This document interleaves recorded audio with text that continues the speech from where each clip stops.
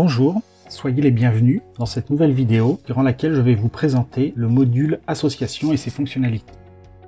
Ce module est accessible via le menu Association. Il est composé de 4 sous-menus que nous allons détailler. Le premier est le menu Données générales.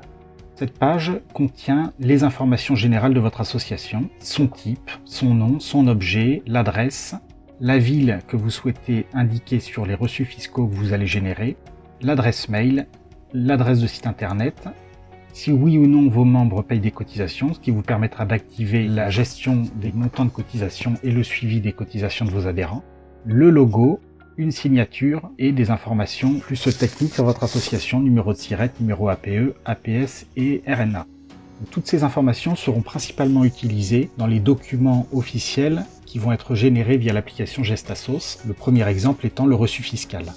Vous pouvez à tout moment changer ces informations. Pour la signature ou le logo, vous pouvez changer cet élément en cliquant sur Parcourir, en allant sélectionner votre fichier et en le chargeant.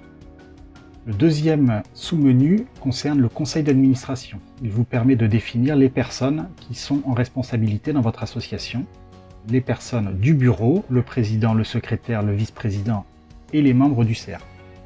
Pour sélectionner une personne, par exemple le secrétaire, vous cliquez sur la petite loupe bleue qui vous permet d'aller rechercher dans votre base de contacts les personnes que vous avez importées ou saisies et de sélectionner la personne qui est secrétaire. Vous pouvez sauvegarder et votre conseil d'administration a été sauvegardé. Pour les membres du CA, la saisie ne se fait pas ici, la saisie se fait via le menu Contact, nous verrons ça dans le module Contact, en ajoutant les membres que vous souhaitez au groupe membres du CA.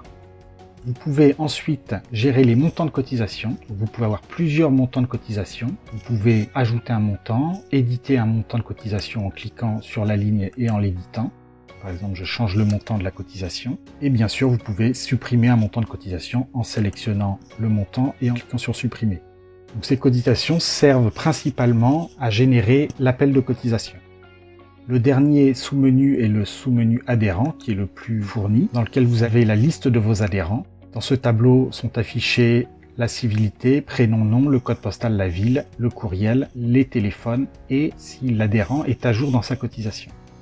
Les fonctionnalités disponibles dans ce sous-menu sont l'envoi de courriel. Donc pour cela, vous pouvez sélectionner une ou plusieurs personnes. Pour sélectionner plusieurs personnes ou tout le tableau, vous pouvez cliquer sur la case à cocher dans l'entête de la grille et cliquez sur Envoyer courriel. Si des adhérents ou des contacts n'ont pas d'adresse mail, vous avez la possibilité, avant d'envoyer le message aux personnes qui ont une adresse mail, de générer des étiquettes pour ces personnes-là. Ça va vous générer des étiquettes au format PDF. Nous verrons cette fonctionnalité plus en détail dans le module Contact qui contient la même fonctionnalité de génération d'étiquettes. Et puis ensuite, vous pouvez, une fois que les étiquettes ont été téléchargées, envoyer le message aux personnes qui ont une adresse mail. Donc vous retrouvez ici les mails des personnes.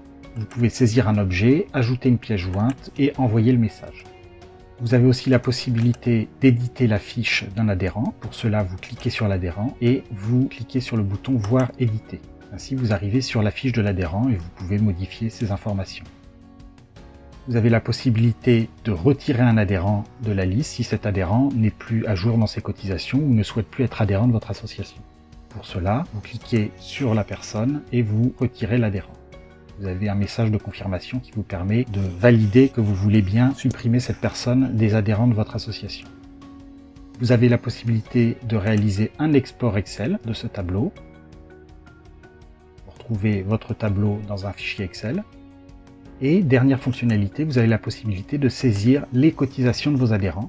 Pour cela, vous sélectionnez un adhérent, vous cliquez sur Cotisation adhérent et vous pouvez saisir la cotisation de votre adhérent, donc le mode de paiement par lequel l'adhérent a payé sa cotisation, le montant qu'il a payé et la date à laquelle il a payé sa cotisation. Vous cliquez sur Sauvegarder et vous voyez que dans le tableau, cette personne est à jour dans sa cotisation. La case à cocher Cotisation à jour est cochée.